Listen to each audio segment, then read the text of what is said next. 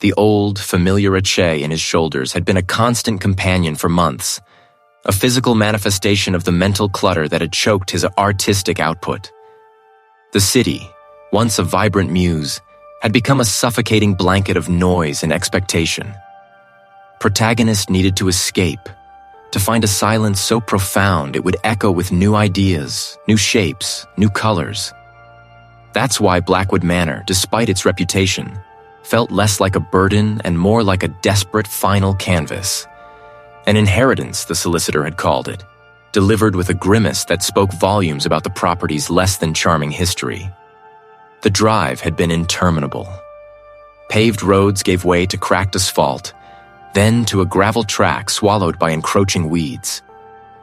The forest, a dense, ancient wall of black pines, pressed in on either side, their branches clawing at the sky, blocking out the last vestiges of the afternoon sun. His old sedan, packed to the brim with canvases, paints, and the few meager possessions Protagonist truly valued, groaned under the weight. The air grew cooler, heavier, carrying the scent of damp earth and something metallic, like distant rain. Then, through a sudden break in the trees, it appeared. Not a gentle reveal, but an abrupt, almost theatrical unveiling, Blackwood Manor. It wasn't just large, it was monolithic. A fortress of dark, the red stone, its gables and turrets reaching skyward like skeletal fingers. Ivy, thick as a man's arm, wrestled with the masonry, a green tide attempting to reclaim the structure. The sheer scale of it was breathtaking, but not in the way a mountain or a cathedral might be. This was a beauty born of neglect, of time, of something profoundly, unsettlingly old. It felt less like a house and more like a sleeping giant, disturbed. A wrought iron gate, rusted and half off its hinges, stood open as if daring him to enter. No welcome mat, no carefully tended rose bushes. Just the wild, untamed wilderness pressing in, eager to swallow the house whole. Stepping out of the car, Protagonist was hit by a gust of wind that carried the metallic tang Protagonist had noticed earlier, stronger now, almost like ozone. The sky above had curdled into a bruised purple, and the distant rumble of thunder confirmed his suspicion. A storm was brewing. Perfect. The front door, a massive slab of oak studded with iron, groaned open with surprising ease, revealing a cavernous hall. Dust motes danced in the sparse light filtering through the grimy fanlight above. Something faintly acrid, like old copper. His footsteps echoed unnaturally on the polished, scuffed flagstones, the sound swallowed by the vastness of the space. The house wasn't just old. It was saturated with time, with stories I couldn't yet decipher. Grand staircases, their banisters intricately carved with twisting, leafless vines, ascended into the gloom. His heart, which Protagonist had hoped would settle into a peaceful rhythm here, was doing the opposite. It thumped a quick, obnoxious beat against his ribs. This wasn't the serene solitude Protagonist had envisioned. This was something else. Protagonist wandered through a few of the ground floor rooms. A library, its shelves still lined with leather-bound tomes, their pages brittle and yellow. A dining room where a long, heavy table sat draped in white sheets like a shroud.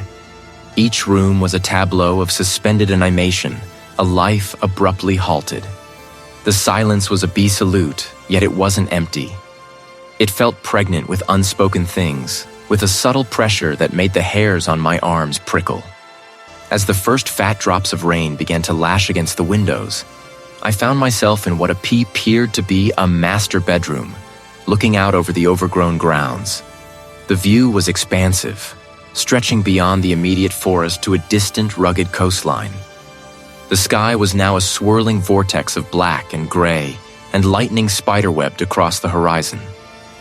It stood on a craggy outcrop overlooking the tumultuous sea, a solitary, defiant sentinel. Lightning briefly illuminated its crumbling stone against the bruised sky, and I could just make out the silhouette of a decrepit guard tower in a storm. It looked ancient, forgotten, a relic of a time when the manor might have needed protection. This wasn't just a house. It was a mausoleum of forgotten lives, and Protagonist, Blake, the reclusive artist seeking inspiration, had just walked right into its open maw. The solitude Protagonist craved was here, certainly, but it tasted less like freedom and more like a trap.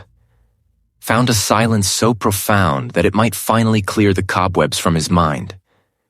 Blackwood Manor had promised just that, and for the first few days, it delivered. The drive had been a blur of winding country roads, ancient trees arching overhead like skeletal fingers. When the manor finally appeared through a break in the foliage, it was everything the solicitor had described. Grand, forbidding, and utterly isolated. Stone the color of old parchment. Windows like vacant eyes staring out from under heavy brows of ivy. The city's clamor felt a world away, a forgotten nightmare. Inside, the silence was almost a physical presence.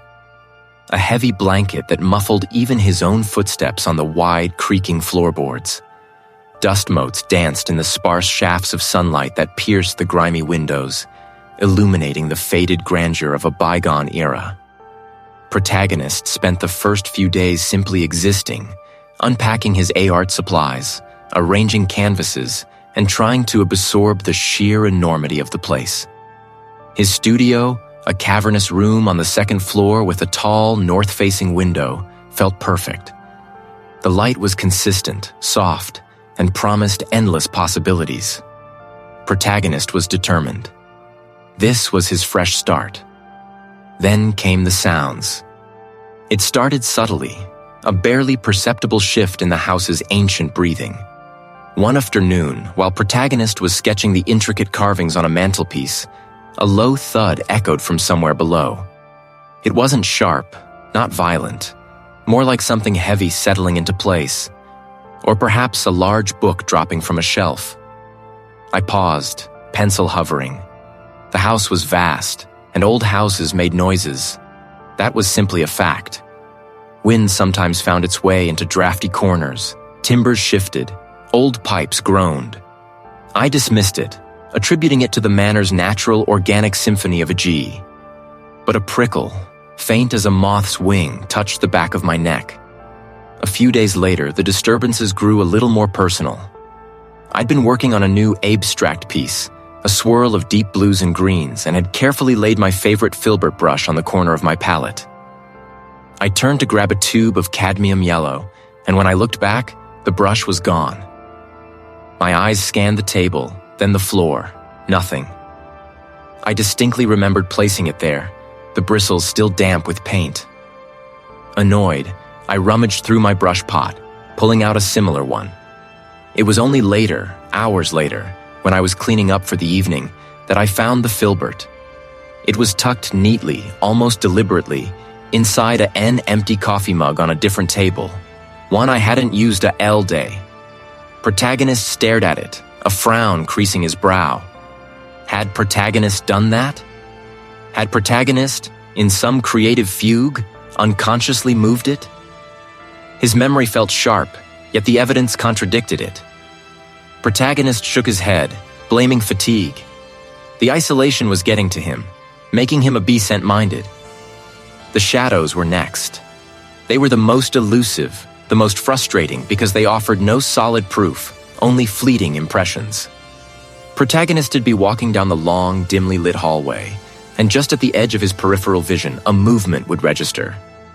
A flicker, a shift in the deeper gloom, like a cloak sweeping around a corner or a tall, slender figure melting into the wall. The ivy outside, perhaps? The play of light from the setting sun through a gapthy, heavy curtains? His mind scrambled for rational explanations, but the frequency of these phantom movements began to gnaw at him. One particularly blustery evening, a storm rolled in, lashing rain against the window panes with a frantic insistence.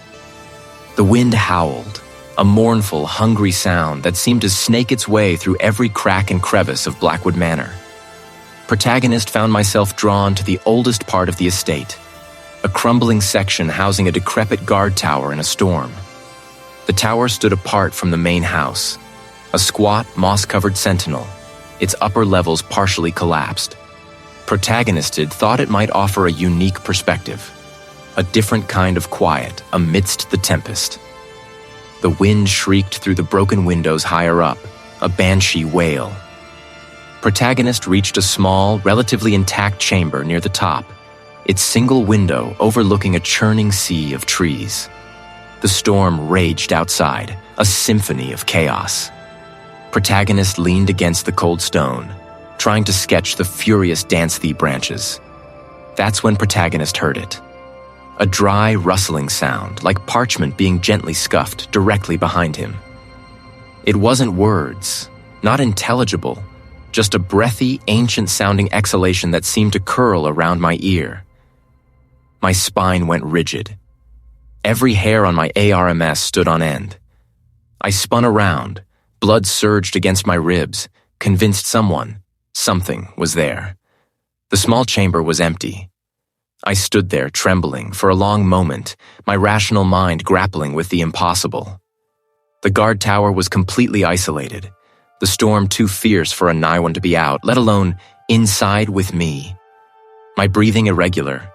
It was the wind, I told myself, a trick the acoustics, the old house groaning. It had felt like it was moas or me. Returning to the main house, the familiar creaks and groans of Blackwood Manor no longer sounded like the comforting sighs of an old friend. They felt watchful. My rtistic determination warred with a creeping unease. When the manor finally appeared, it loomed against the bruised sky like a Aotan monarch. Its stone facade, dark and unyielding, seemed to drink the fading light.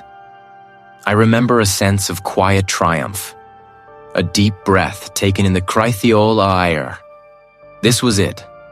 My sanctuary, my canvas. The first few days were a balm. I unpacked my ART supplies, set up my easel in the main drawing room, the tall windows offering a panoramic view the overgrown grounds. The silence, initially, was a profound gift. It was the kind of quiwast allowed me to hear the brush of my charcoal on paper, the soft clatter of paint tubes, the rhythm of my own breathing.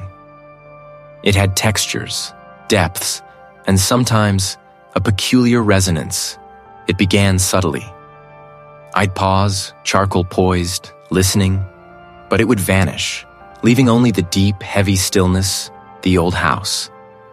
I dismissed it as the creaks and groans of an ancient structure settling, the wind finding its way through unseen cracks.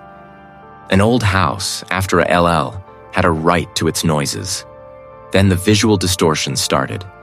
At first, they were fleeting, easily attributed to tired eyes or the play of light.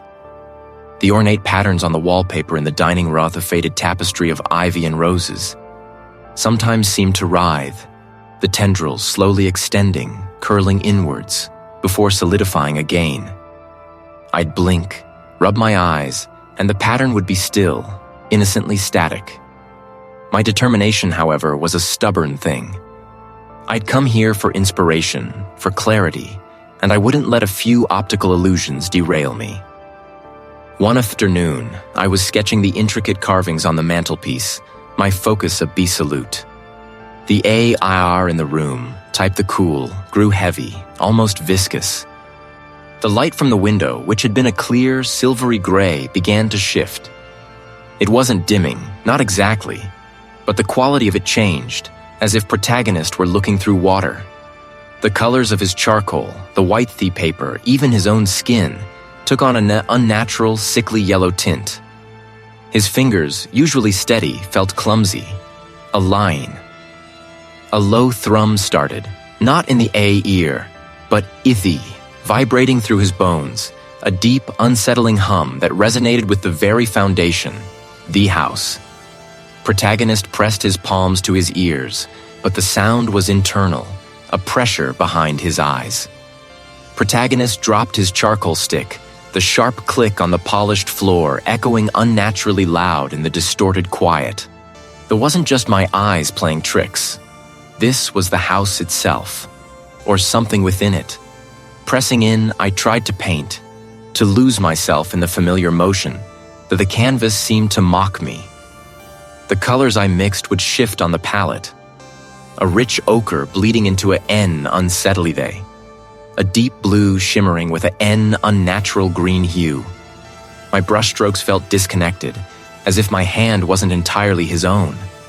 They were Protagonist simply overtired, stressed? Or was something far more insidious at play?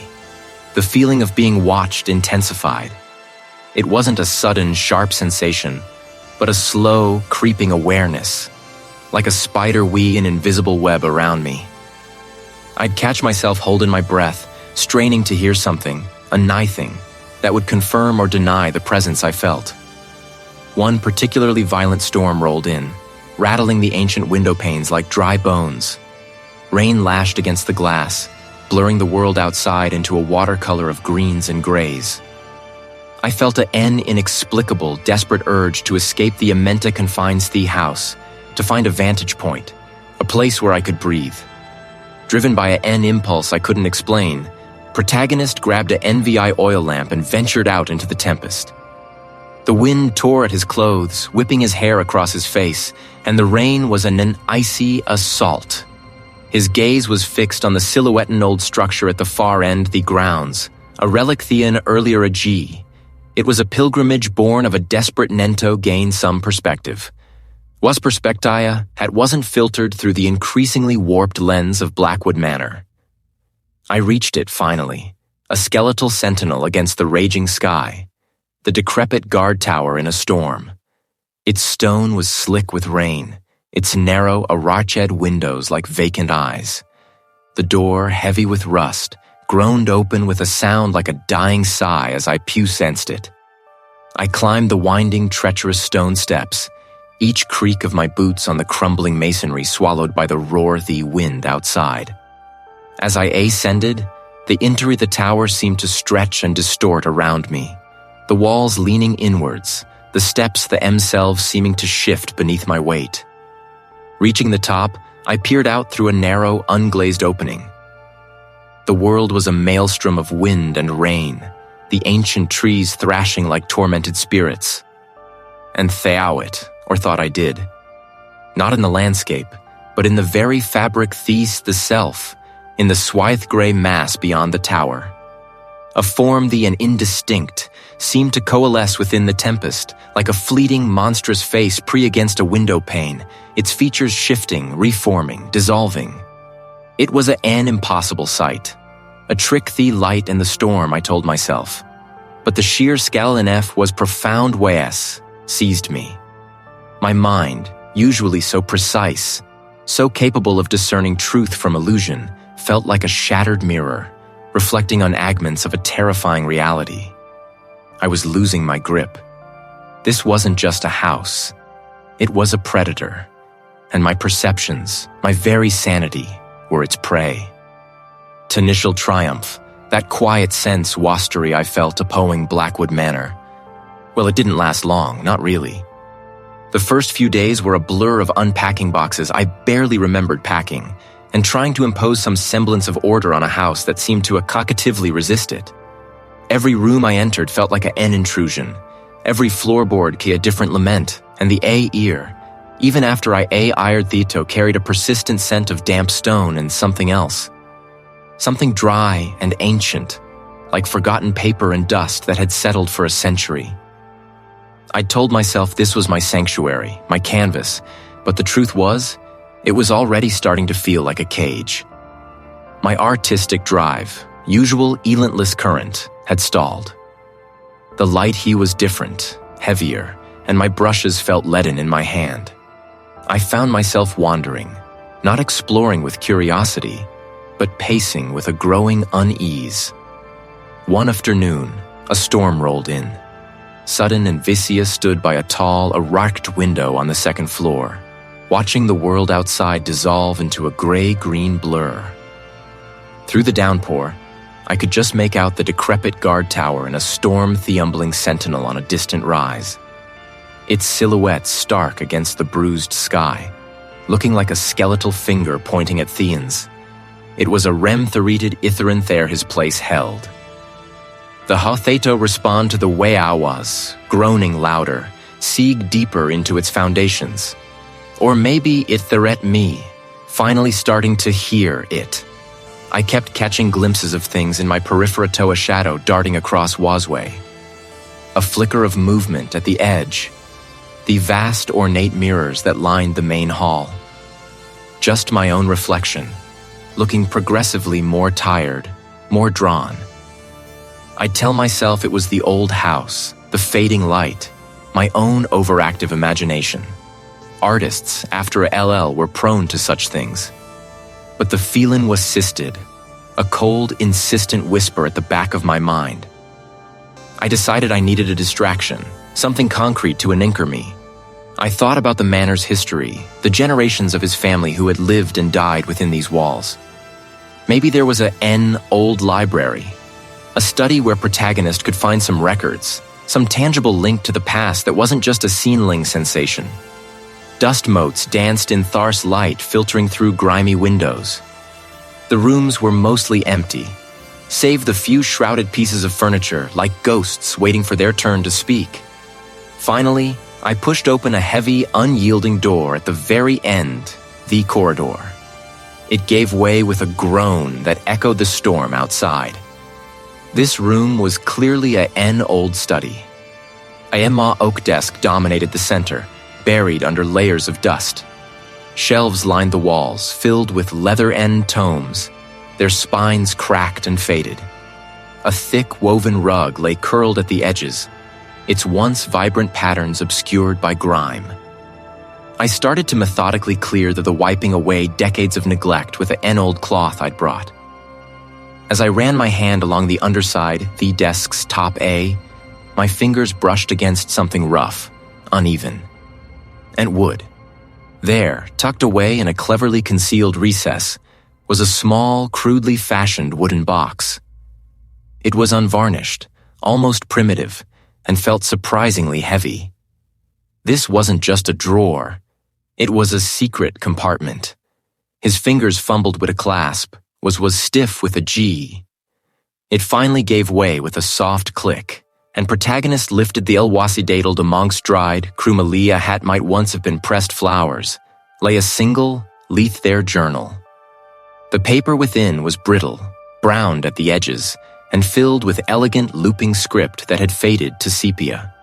Protagonist carried it over to Theao, the stormlight casting a dull glow on the pages. The inscription on the first page was simple, stark. Eleanor Blackwood, Anno Domini, 1789 plan. A distant A ancestor. His fingers trembled as Protagonist turned to the first entry. It started innocently enough. Observations about the he-are, the loneliness, the Butha surrounding woods. But then the tone shifted. The handwriting became less steady, more frantic. Not voices, not truly, but a distortion of sound. It felt like a sudden scorching flush, as if a fever had juicing inside him. His throat tightened. This wasn't just old-fashioned prose. This was my experience. I kept reading, my eyes scanning the faded ink, devouring every word. It feeds on the quiet, on the isolation. It thrives when just left to its own devices, twisting the very fabric of thought. The house is its body, and I, its sustenance. My grip on the journal tightened, the leather rough against my palm. The rain outside seemed to ensify, then a frantic rhythm against the glass. The words on the page weren't just validating my fears. They were isolating the M, giving the MA terrifying ancient other. Eleanor hadn't been mad. He had been trapped, just like him. And he had known. He had known about Nedam. The stow, mirroring the tempest that hepted inside him. The manor, once his sanctuary, now felt like a living, breathing predator. Its ancient walls, Agin, and Protagonist, Blake, was no longer just an artist seeking inspiration. Absolute isolation. The journal lay open on the worn leather, Eleanor's frantic script accusing the page. The rain outside wasn't just intennying, it was a physical assault, a relentless drumming that vibrated through the very bones of Blackwood Manor. Eleanor hadn't been delusional. She Manor, a victim, and Nevest was living her nightmare. Sharp crack of thunder rattled Theo panes, making him flinch. The old house groaned around him, a sound that no longer felt like settling there, a deep, malevolent sigh. Protagonist needed to call someone. Anyone. A colleague, the estate lawyer, even the local police. Just a voice from the outside, a T the R to the world that still made sense. His phone was dead. Protagonist had seen the low battery warning hours ago, but in his absorption with the Joth, Protagonist had forgotten to plug it in. Frustration coiled in his gut, sharp and immediate. Protagonist walked quickly to the sitting room, fumbling for the landline receiver on the ornate side table. The dial tone, when it came, was a welcome, if faint, sound. Pertheist punched in the local emergency number, his thumb hovering over the last digit. Then, silence. A flat, unwavering nothingness. Protagonist tried again, slower, mothiberate. The line was dead. Okay, just a theorem. Linean, it happens. Protagonist told myself this, but the words tasted like a sheesh. This wasn't just a storm. This was too convenient, toys. Protagonist went to the large, drafty kitchen, rummaging through a forgotten drawer until Protagonist found an old battery-powered radio. The static was a famil just Otagonist turned the dial, searching for a local station. News, wave of the R, music, a nothing. But the Astormind, then by hummed voice or melody. Protagonist wisted the A antenna, their deathy casing, tried different frequencies, their inconvenience. This was purposeful. Eleanor's words echoed in my mind. It cuts you off slowly, I wouldn't.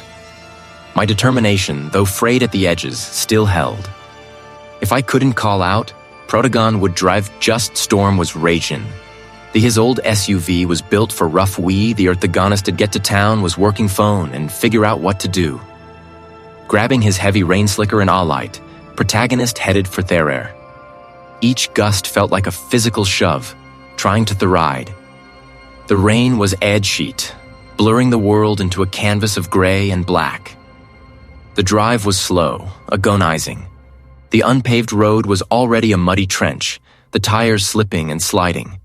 Visibility was abysmal. His headlights cut through the downpour, illuminating only a few feet ahead. Protagonist knew this road. A twist, every turn, every ancient oak that marked a familiar point. Or so Protagonist thought. After what Therea and eternity, Protagonist should have reached the old stone Brahat Marahe halfway point to town. But the road ahead, as far as his lights could penetrate, looked wrong. The trees were denser here, older, than ranches clawing at the sky like skeletal fingers. The familiar dip in the road wasn't there. Protagonist slammed on the brakes, the SUV skidding slightly in the muck. His he themered against his ribs. This wasn't right. This wasn't the road. Prolakeyed a different turn. Their agonist vaguely remembered from an old map that they would loop back to the main route.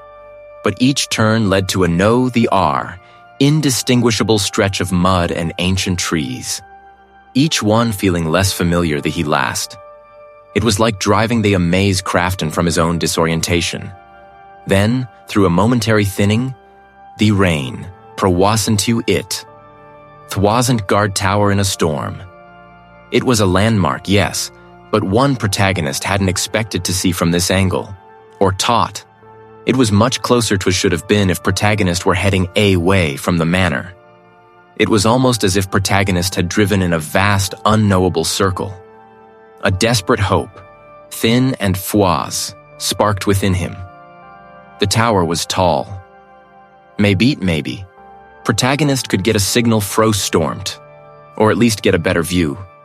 The surrounding terrain, figure out which way was trost. Protag there varof there other, roots and rust there he ascent was steep. There heiress. Rain their shield, wipers fighting a losing battle. The tower grew larger, more ominous with every strained turn Thiels. Its stone walls were crumbling, choked, wavy, the narrow windows like vacant eyes staring out into the tempest. Finally, Protagonist parked as close as Protagonist dared, the engine still running, providing a meager shield against the storm's fury. I opened the door, the wind tearing at it, and stepped out into the deluge. The climb up the tower's spiral staircase was a nightmare of loose stones and slick, moss-covered steps. Each creaked ancient structure, each whistling gust of wind through a broken archway made him jump. Protagonist reached the top platform, gasping for breath, the rain plastering his hair to his face. The view, Protagonist hoped, would offer clarity.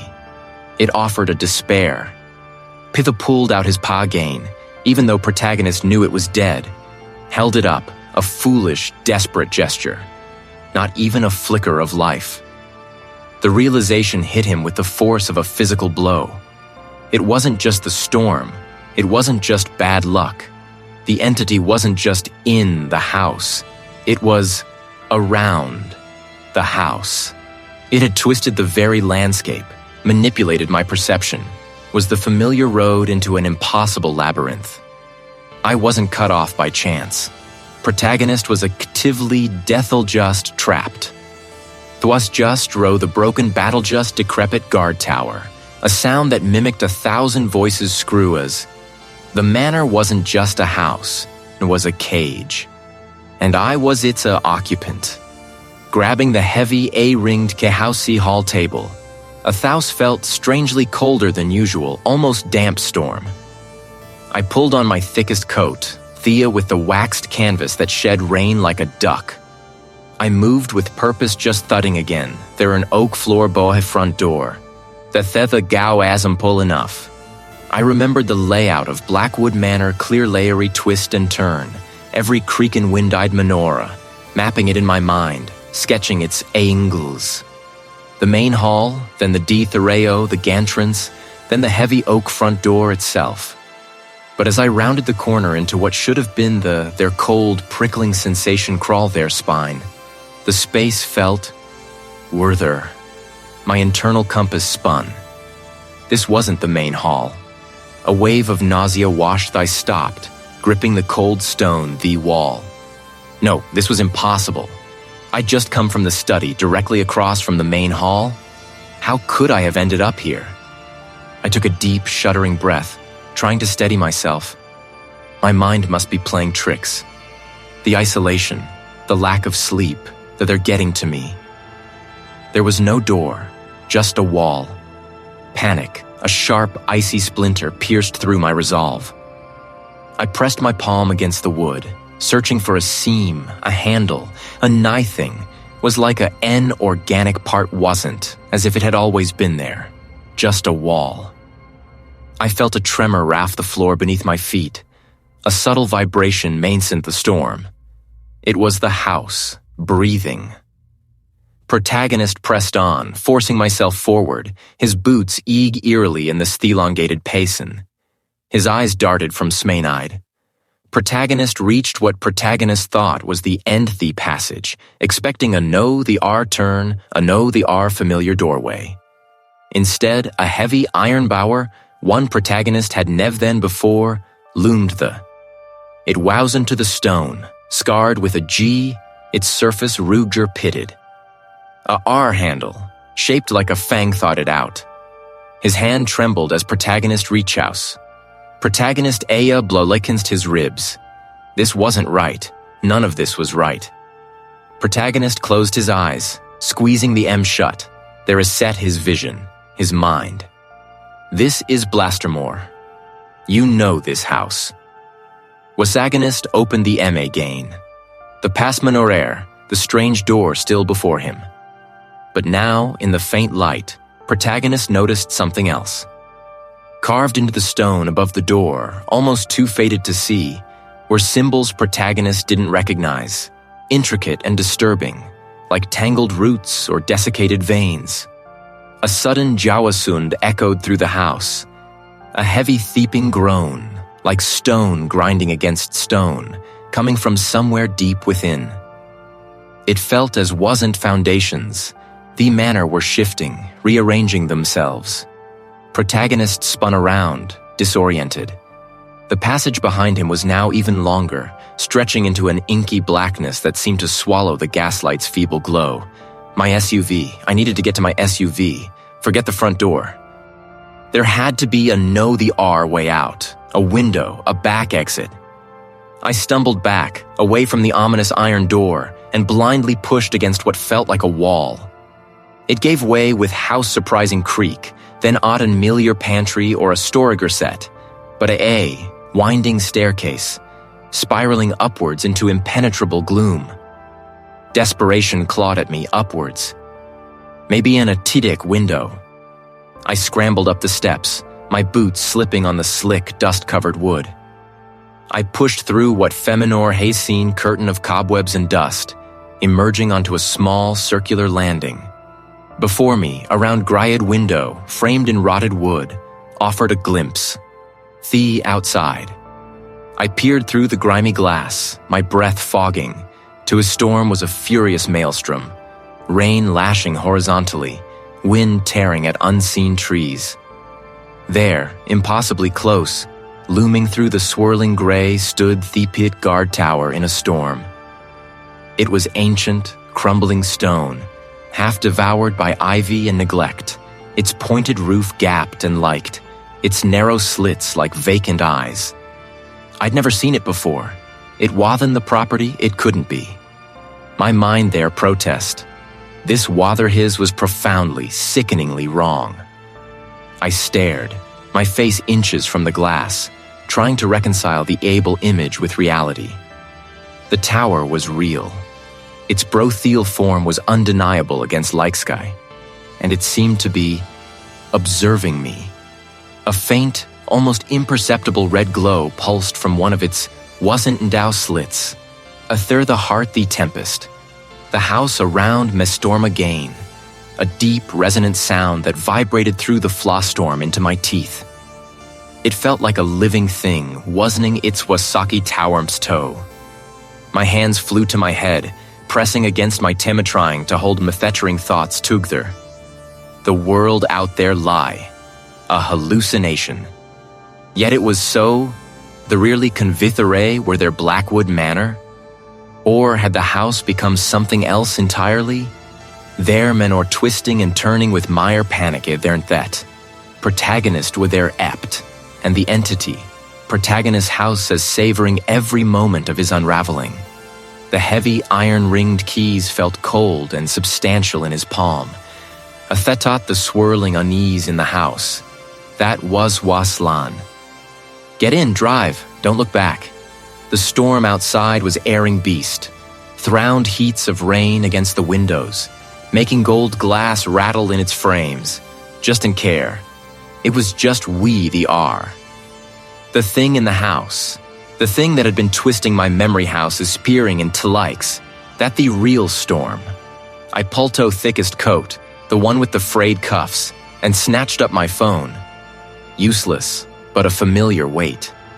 The front door read open, there in a blast of frigid, wet air that smelled of soaked earth, and ancient the eye hunched my shoulders, pulling the collar tight around my neck, athenged into the downpour. The SUV, Asti, house behemoth, wawast where I'd left it, half obscured by the lashing rain. The engine coughed, sputtered, then roared to life. The grumble that vibrated through the steering wheel. Headlights cut through the deluge, illuminating House F churning water and wind the branches. A nightmare of its own.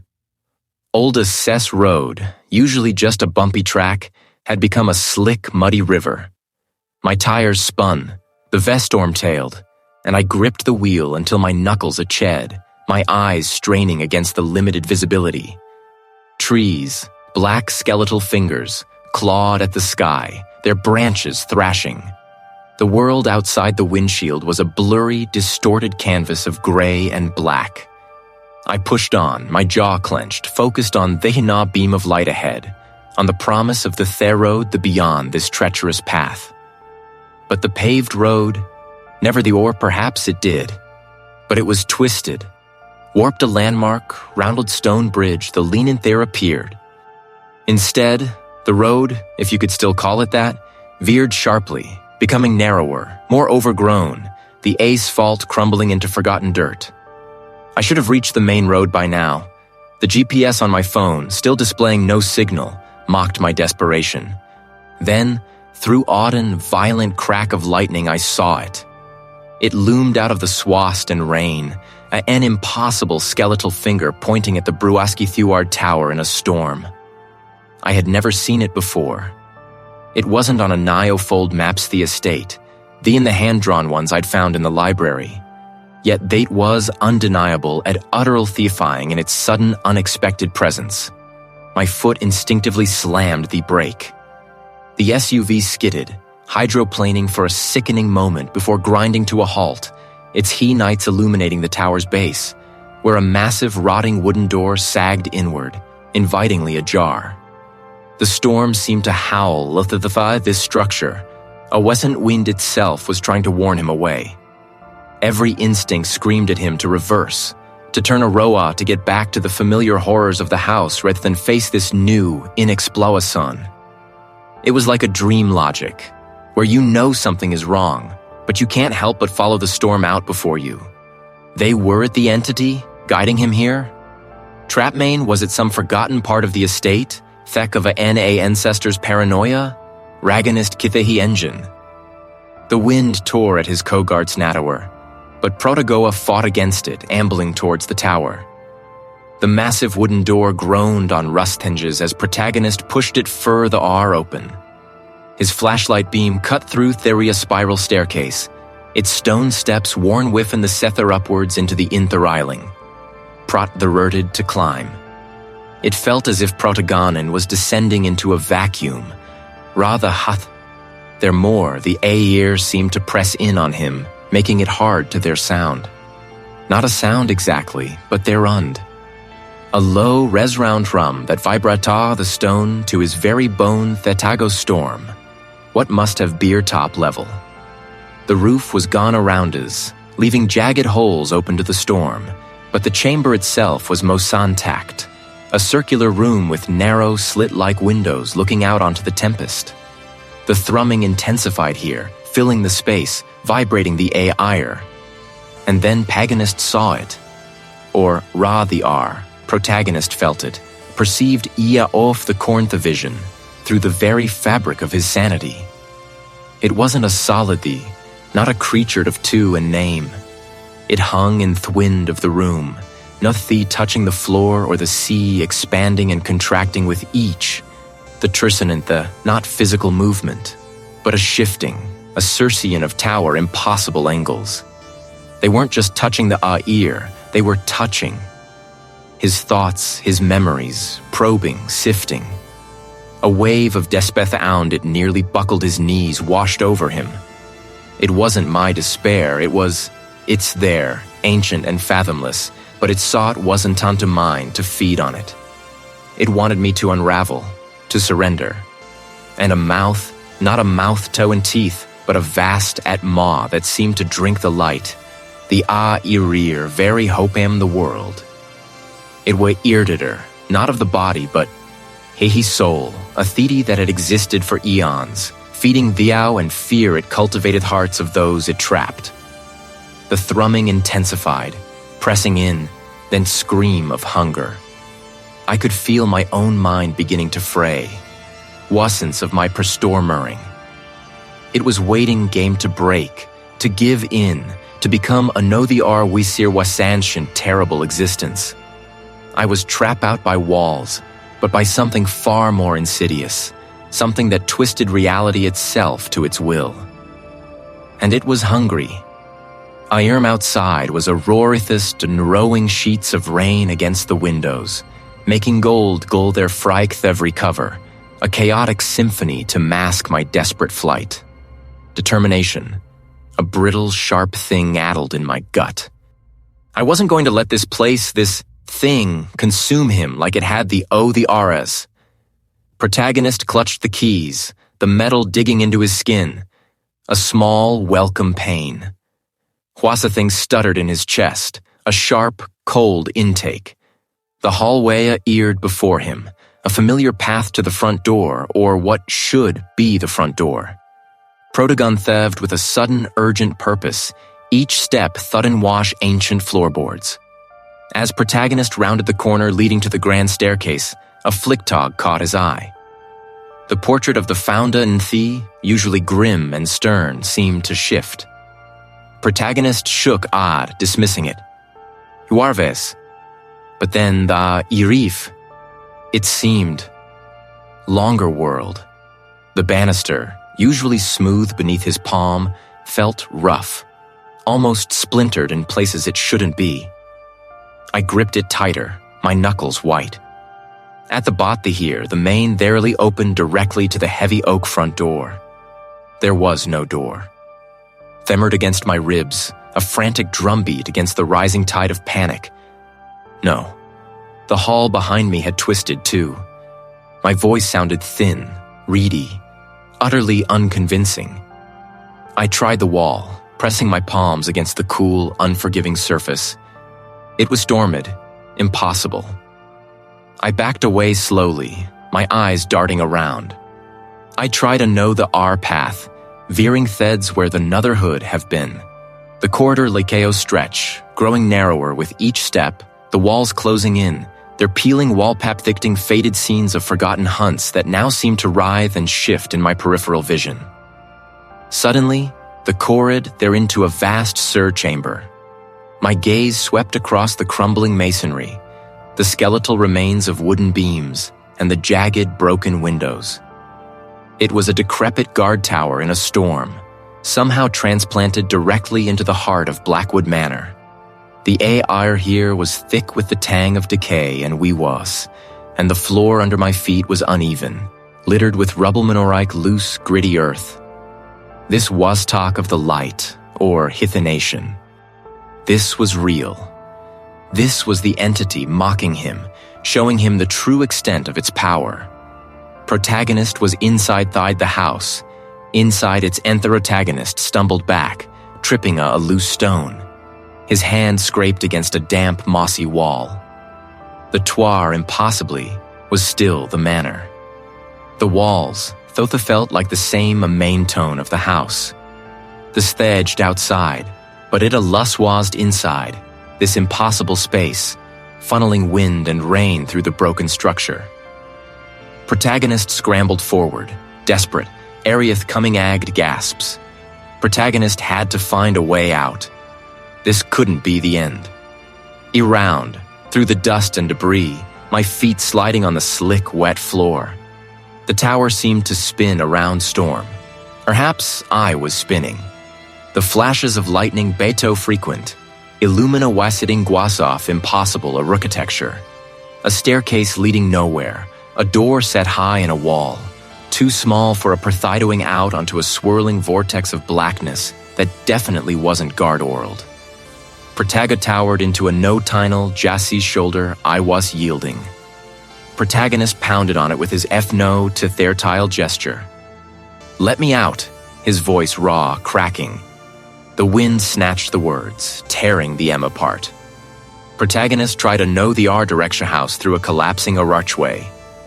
It led not to a know the R part of the tower, or B vito a famili the reg, Cothere the manor, the stealing wallpaper, the Samea ear patherite. Prot the back where prot they rarted, or some wothery similatherer and staircase, now a merdo of its former self, loomed ahead, impossibly steep and their hair joke. His there an illusion, a promise dangled just there was had swallowed him whole.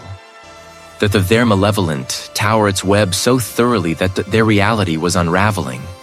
There was no outside, only an endless shifting int, like easy a storm outside raged on, mere away the tempest within him.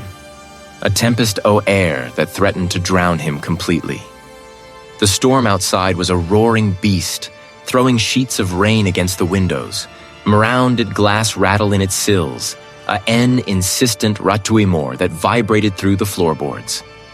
Paganist pushed open tower front door, the ND immediately snatching at his clothes, trying to wrestle the key's fast grip. The Aya Ire was a frigid, wet slap, wiped clean, not just obscured by the driving rain, but utterly uwascent. In its place, the churning dienis of the storm seemed to thease, twisting a familiar landscape into something alien. The garage, where Pertheus had parked the SUV, wasn't there. It had simply vanished. A choked gasp escaped me. My heart gave a howwind, a desperate bird trapped in my ribs. This was the storm Pagnix. This was it. The entity, Tumanor Liti, flexing its invisiblurcils. It wasn't just in the house, it was the house, and everything around it. Escape wasn't a neon, not yet. Then, a tower distant, almost imperceptible, not like a dying ember, caught his eye through the dino no, the visible through the whipping branches and curtain of rain, but it pulled at him with an insistent, almost physical tug. It was coming in the direction of the decrepit guard and a storm. The guard tower, however, felt defano that they're at a focal point. There a Naswers might be found, not just no thestiat there thel hope. Or perhaps a no the are other apps, cleave disguised as a path to revelation. With a grim resolve that felt more Lawazan Trender to an in of just, antagonist plunged into the storm.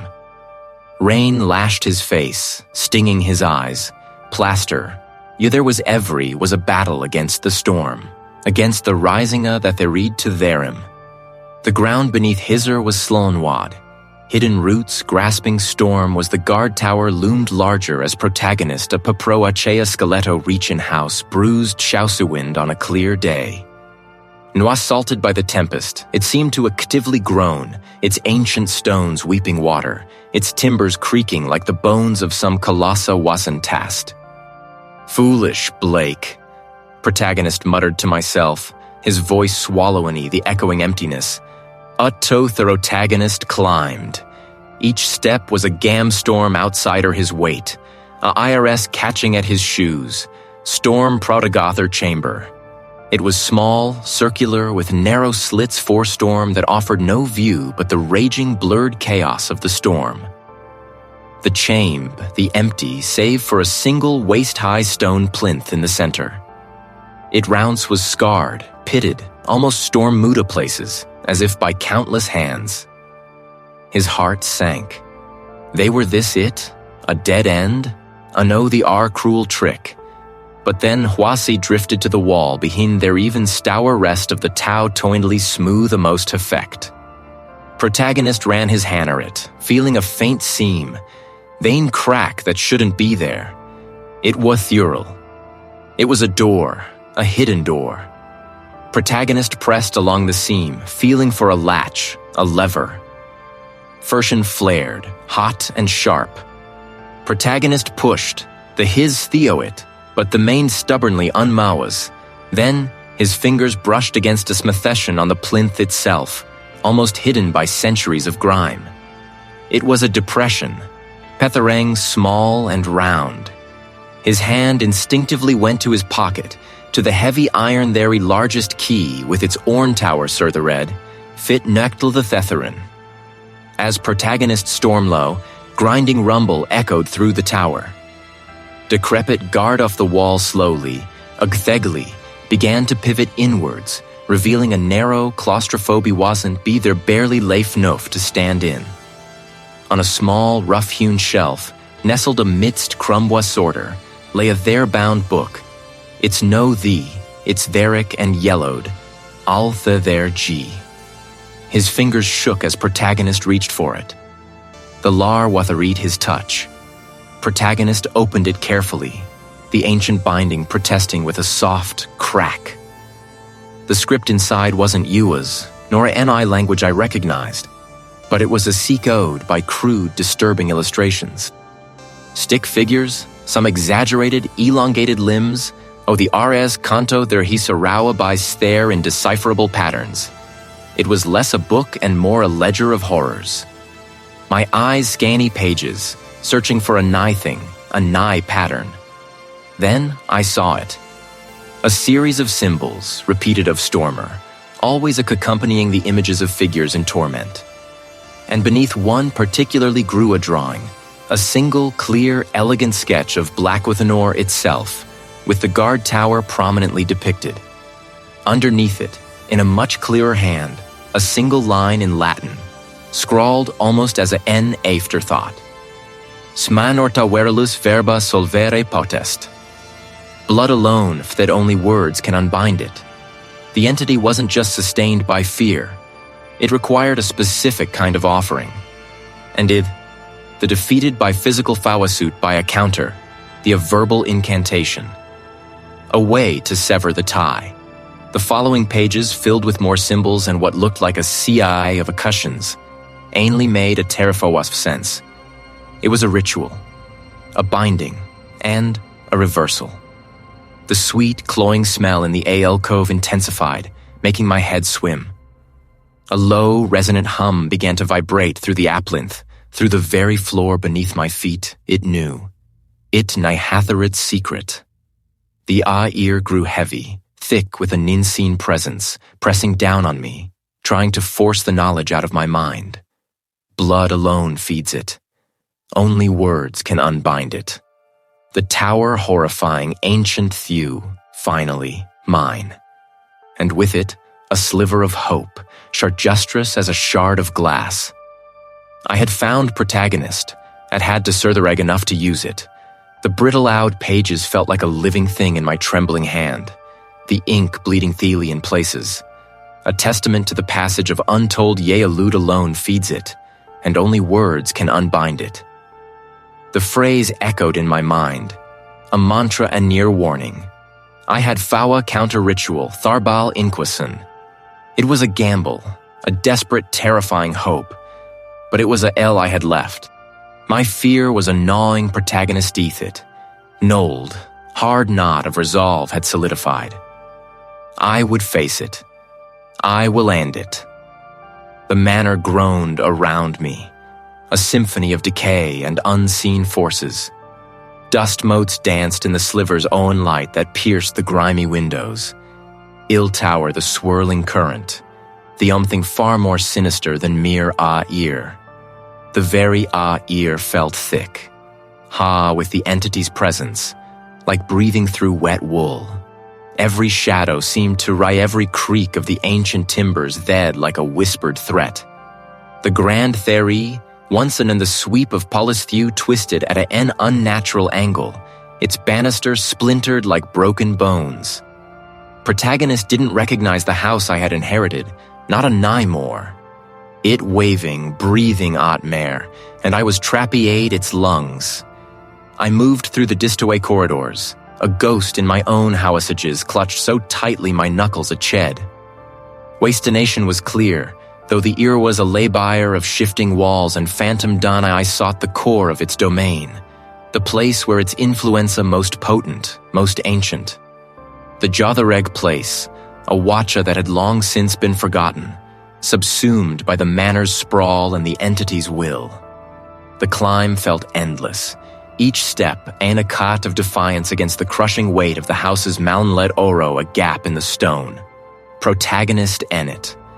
A flash of lightning illuminated the sky, revealing the decrepit Garthane a storm.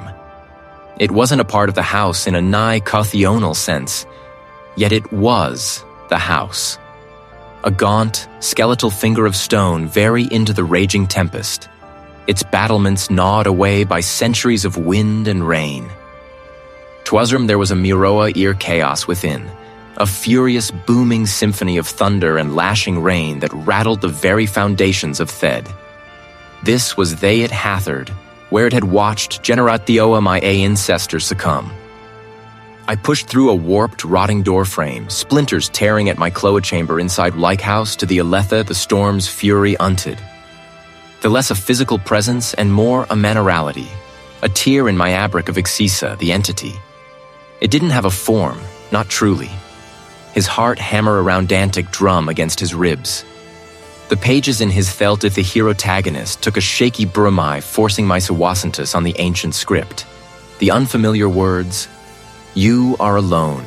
You were always alone. This is your end, Blake.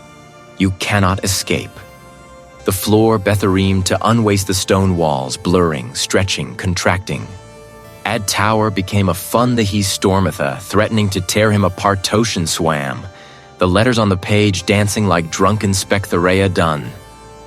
Vael, solemn. Protagonist forced the threat, each one a struggle, a battle against the entity's verit. These trying to break his faux house, Hatter his will. Momoa vivid and painful, house for his eyes, the empty studio, the unanswered storm, the grow wissation. The very things it fed on, now weaponized against him. His skin prawas, then burned. A profound cruthization dawned on him as Protagonist chanted. The incantation wasn't merely words. It was a severing, a ripping of ties. And the entity wasn't just to the red to the house. It was inextricably linked to his bloodline. Each word Protagonist spoke fed the Protagonist was tearing something from myself, a Pygard Myral being. The entity's Tartoward's horrifying resilience was not just in Itinta G, but in IIEP, parasitic roots within my very Lena. The pages hadn't juthreated an N unbinding. They had revealed a reckoning, a profound, agonizing choice. To unbind it was to excise a part of his own history, a part of what made him him. The pain was not just psychologue, it was a deep, spiritual achi, a swazery soul with egg flayed. The storm outside raged harder, as if the heavens themselves were neighing against his words. His legs buckled. Protagonist dropped to his knees, the pages fluttering precariously in his grasp, the theeshing over the ancient script. Thest was so close, Storm. He their voice was raw, his thejusk, but Protagonist quast stop, I wouldn't. Protagonist had found the Kothera the V. The last word o' his ancient text was, feed their desperate void that my their voice or vow. It didn't mean Verithanus knew what Protagonist to do. And Swirlda Blackwood Manor wasn't just a decrepit garden. It felt like the house itself was screaming, thrashing against its impending fate. Or perhaps against mine the rarer, a symphony of shattering. The house, asn't pounding, was a dull, bruised thing, barely beating, trying to conserve etherergy for what lay a he-storm outside. He highest point, a placto he were the rear entity would carry the M, where the essence of the entity could be thered. There in Tao, the world beyond a blur of gray and violent ga through the thrashing trees, I taught make out the silhouette of Foldster Storm need the decrepit guard tower, a forgotten sentinel on the manor's far edge, was my only hope. Its stone was crumbling. If timbers groaned even on a calm day, but tonight, it would be my piff, my gallows, or my salvation. The trek through the manor's twisting corridors felt like nat justing digestive tract. My own footsteps were swallowed by the house's groans, the entity's final desperate attempt to hold me captive. I pushed open the heavy other leading outside, and the storm hit me with the fwascal blow. Rain lashed my face, blinding me, and the wind very ripped the book from my grip. I stumbled, waist sinking into the sodden ground, but I kept moving, one agonizing step after a know the R towards the tower. Lightning ripped the sky open, Ilum Protagonist for a split second, revealing the gnarled roots of ancient trees chouse like skeletal branches writhing like torrentitibes. The tower, when I finally reached it, looked even more precarious up close. Half its roof was gone, and the spiral stone steps inside were slick with moss and rainwater. But I ascended, my breath ragged, the wind with egg through the gaps in they're like a bar's wail. Inside the decrepit guard tower Itherm, the elements raged around me, yet a strange calm settled over my core. I reached the top, storm sky above, the roaring wind threatening to tear me from my perch. Fjords can unbind it. I looked at my Ayat, the small cut I'd sustained from a splintered doorframe on my way up. It wasn't much, but it was his blood, a small, defiant offering. Then Protagonist began to. The words were not in language Protagonist knew, yet they flowed from his toe. The protagonist had spoken the M 1,000 times. They were guttural, resonant, vibrating in his chest, battling against the wind. As protagonist, the A round him crackled, not with lightning, but with the hergy. The stormed groaned, not the storm, but tupor, more profound tremor. The manor below seemed to recoil. Protagonist storm outside his eyes, but with a sudden pierce-alike that felt like a breach in reality. The entity shrieked, a scarred M that tore through his mind, a symphony tower to ancestors' diswind cacophony of pure, unadulterated ragaying dislodged, unbound. His voice wavered, his throat raw, but protagonist pushed through the psychic assault, the wallowing faster, each one a nail hammered into wasn't coffee ground beneath me shuddered violently. I their rumbling parapet, irk knuckles white. The very fab the manor seemed to warp with sort. Windows imploded, not from wind, but from a N interna S storm outsides, not a N explosion, but a N implosion, a collapse of wentidle. It wasn't a sudden release, but a slun agonizing seethere, like a festerithinally being lanced. The storm still raged, but its first mistant, almost irrelevant. Protagonist collapsed against the cold stone, gasping for a ear, his body trembling and theirs was gone, his head throbbing with a wind elt like 1,000 years of memories trying to force their way out. The sky above was stormfulstrom, but through a rent in the clouds, a sliver of pale, watery moonlight broke through, illuminating the rain-slicked stones of the decrepit guard tower. Protagonist had survived. But Thea Protaga Tower, hand-decrepit gardeners that crisscrossed his patower, aren't just my hands a nigh more. Ailed older, marked by something into unsee, couldn't unfa I was free, yes, but prin undly changed. The Aeon Tower, the Thea Guard Towera, Menorm and Orta round that the wind to toe tower storm alike a linery prot that the tentity a iron a theory decrepit guard there you know the theory there